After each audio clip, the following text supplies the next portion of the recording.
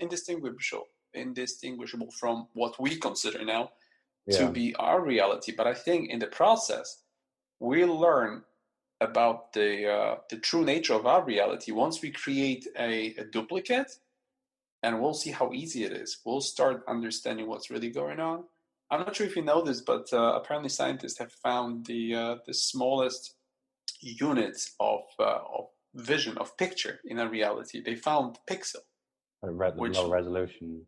Exactly. They found out how small the resolution of our reality is. They actually found out where the limits are.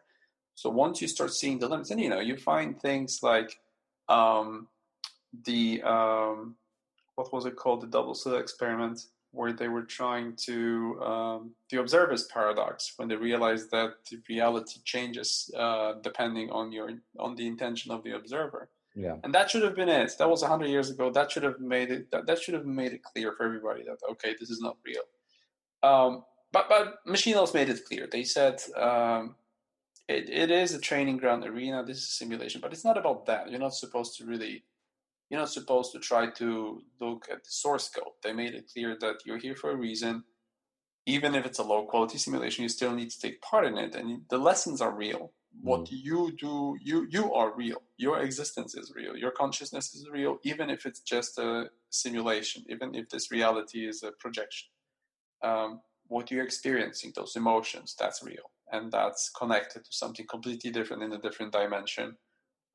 This doesn't really matter that much. It should help people to relax a little bit and not take this life seriously so much, because why would you? What matters is what you get out of it and what you learn out of this, and everything else is just, it's like playing a game because you're bored and then complaining that the screen resolution is bad and that, the soldier is not moving the way you want it wants to. It's pointless. It's absolutely pointless. You're supposed to enjoy the game and, complete the level, and simple as that. That's the thing.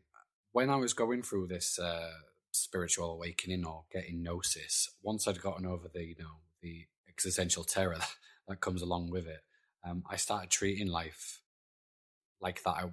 Like I was God playing a virtual reality game, and I felt I had more control on how seriously I took the game. I mean, I don't mean God in a trivial sense, or even an egotistical sense. I meant just as pure consciousness of the universe playing a game. I had a lot more respect for myself and the world in general. I realized the choices I make affect reality and other people if I like it or not, and I felt more like a passive viewer of the game rather than having to feel the pressure to beat it.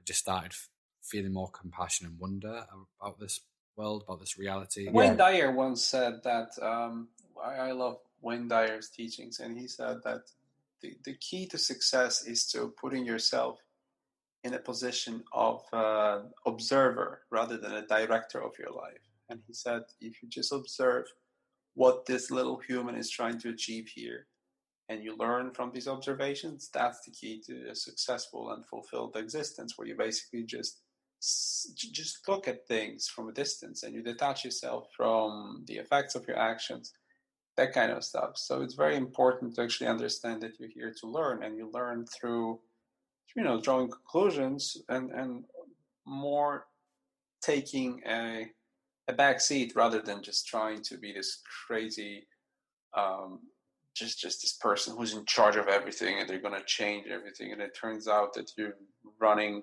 like a headless chicken in a hamster wheel, and it's getting you nowhere, and you're just wasting this life on your ego's whims. It has nothing to do with what you really want because you don't know who you are. You basically are trying to achieve something that your ego dictates, not what you consciously and what you really want to achieve, which probably most people don't even have a clue. And maybe this demiurge that they mention in Gnostic mythology and these archons are the ego or attributes of it, and maybe they are a part of the game, almost like bosses of levels, and they're to be overcome, and that's part of the spiritual growth of a soul or a person. There's many theories. There's many. Ever since I started this 2 years ago, people have been just bombarding me with all those kinds of theories. And the same thing that was also disappointing. The same thing that I discovered with science, Einstein, that kind of stuff, I discovered with the spiritual world, because I thought, there's so many people who know so much, people who are absolutely amazing and so impressive. And then as I was going deeper into all of this, I realized it's the same system. It's people basically repeating the same stuff from somebody else who came up with this, repeating somebody else. It's like an endless loop, like this game of repeating to each other whatever we think is true. And then you realize that no, there's no spiritual gurus. Nobody knows anything. People are just trying to, either make money or pretend that they know what they're talking about. And that's why I always say, like, this is my interpretation of these messages. Yeah. I try to translate them into very primitive human language and tell you what they mean to me. That's why I use a lot of analogies from my personal life, and I try to tell you what it's about. But I think that true awakening is based on your ability to connect the dots and realizing not what the truth is, because that's probably something you will not accomplish in this life, but realizing what the lie is, and realizing what misinformation and what type of just nonsense your life is filled with. And once you get rid of this, it will be, once you get rid of the lies, you start seeing what the truth is. At least you get a shape of what it could be. Yeah, definitely. Your videos are an accessible way of exploring these ideas, and I think more and more people are waking up. It's almost mainstream now to have people discuss like DMT and machine elves, especially with Joe Rogan's podcast. And you have the likes of David Icke, who's not the laughingstock that he used to be, and that's why I thought it was a good idea to set up this podcast, as a lot of these films have the same central theme that this reality is wrong or artificial. A lot of Gnostic writings is basically simulation theory, but in ancient texts. I mean, it's clearly an idea that resonates with modern audiences, especially with such shows like Black Mirror and Westworld. They have these themes of inhabitants of a fake world or reality waking up to that idea and, getting their power back. Even the Lego movie has a lot of Gnostic themes, and I'll be doing an episode on that shortly. There's also OA should be on the list. Yeah, my girlfriend mentioned that actually. I'll have to check that out. As we were talking on Facebook, I thought about OA, and then I thought about a few other ones. So there's Contact, and this movie shows it's not about the spiritual part. Is very, I think it's very small. This part about the spiritual contact is very small. So what I really liked about Contact is the how it shows humans, how flawed they are, and how how they blew up the first machine and how they created the second one. It shows the whole the whole mechanism behind human imperfection. So that's what I liked about that movie. I love Idiocracy, which is very similar to that. I'm not sure if you've ever seen it. Yeah, it's quite a prophetic film now. It's really, really interesting how it slowly becomes a documentary. That's the scary part, and I think that's the reason why 20th Century Fox just willingly and consciously shelved the movie. They didn't do any distribution. It never won. Yeah, it never went to the theaters. It was, I think, it went straight to DVD, and it's now a cult. It has cult status. It's loved by everybody because it's so accurate. Yeah, we can definitely do Contact if you want to come back on the show. But the reason why I didn't want to do Contact straight away is, well, one, I've not seen it, and two, I wanted to have a distinction between the extraterrestrial experiences that people have and then the mystical experiences. I know they could be interchangeable, but once I've mined all the films and shows with spiritual themes, I could look at films like Contact and Arrival, which is ultimately about contacting something that transcends humanity. But yeah, the reason I decided to do the Adjustment Bureau is because I thought it was an interesting one to look at the idea of predeterminism and free will, and the idea of everything being planned out by divine force. I mean, maybe we don't have control over the events, but we have free will in how we react to those events, or destiny, or fate. I mean, it's about a guy accidentally stumbling upon this notion, or gaining gnosis, basically, becoming aware of the divine. A lot of these Gnostic films, like The Matrix, for example, has someone actively pursuing the truth and gaining gnosis. But this story is more like it was a mistake, an accident, and this story is based on a short story by Philip K. Dick, who had a profound mystical experience himself back in the 70s. And after that, a lot of his stories had Gnostic themes, but he actually wrote the story in the 50s. So I guess he always had a sneaking suspicion about the nature of reality, or at least was tapping into subconscious fears about it. I mean, in this story, the people pulling the strings are still relatively benevolent and striving for a greater good, but the short story it has more existential dread compared to the film, which is a bit lighter in tone. I always choose to talk about the Adjustment Bureau because I think I was shown this long before I actually seen the movie. Yeah, I was shown how this reality works, and it was exactly that. I was shown how we choose our own path here long before we come here, and then we take part in this, and we think we have a free will, but whatever we decide, we actually allow the path to lead us onto a destination that we had decided on a long time ago. So we do have a free will, but only to get to our destiny that's already predestined. So that's exactly what the movie's about, and that's why I like it so much. What these entities have told you is that after death or before life, we get to choose this path that we're on, the narrative of our lives. Pretty much, yes. And in Adjustment Bureau, they somehow changed the path.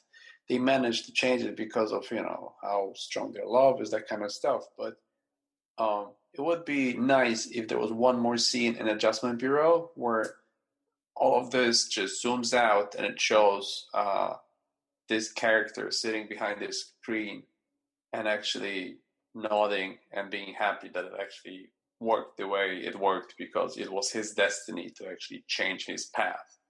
So that's what I was shown. Yeah, the thing is with the Adjustment Bureau is that at the start of the film, it doesn't know what it wants to be. To begin with, it has a lot of sci-fi aesthetics, especially with the people dressed in the sort of Minority Report riot gear. It's got a bit of a dystopian vibe about it. But then towards the end, they're using magic hats, and it takes a while for it to find its footing and what it's supposed to be trying to represent. I feel it's like a well-made movie. There's not many holes in this whole story, which is quite rare in Hollywood. So that's why I like this movie so much too. Yeah, I don't think it's a bad film. I think it does a good job at explaining these metaphysical ideas to a mainstream audience, but it just feels a little bit Inception-like. And I think it could have had more thrilling action sequences, especially in the third act. It could have been a lot better, but I do think it's better than the actual story it's based on. Never read this story, and now you intrigued me, so I definitely will look it up. I know Philip K. Dick, and I'm a big fan of his work, but I never actually take the time to read this, so I'll probably do it. I mean, I've only just started getting in. Well, I was going to say I've only just started getting into Dick then, but Philip K. Dick, I should add. He's an author that intrigues me because he's had these weird, profound mystical experiences, and that's clearly influenced his work. But what's interesting about the Adjustment Bureau is that you have this demiurge type figure played by Terence Stamp, and he's not a bad guy in the normal sense, but he's the antagonist. But in these Gnostic films, or these films that have these Gnostic themes, he's got there's always a character who plays the old archetype of God, being this old wise but stern old man, patriarchal figure. And I know he doesn't play the ultimate God, but you keep getting these characters crop up in these type of films. In The Truman Show, you've got Ed Harris as Christoph, and in The Matrix, you've got the Architect. And I mean, Miguel Connor, my last guest, he pointed out that Ed Harris even plays a demiurge figure in Snowpiercer, which I'm hoping to do an episode on.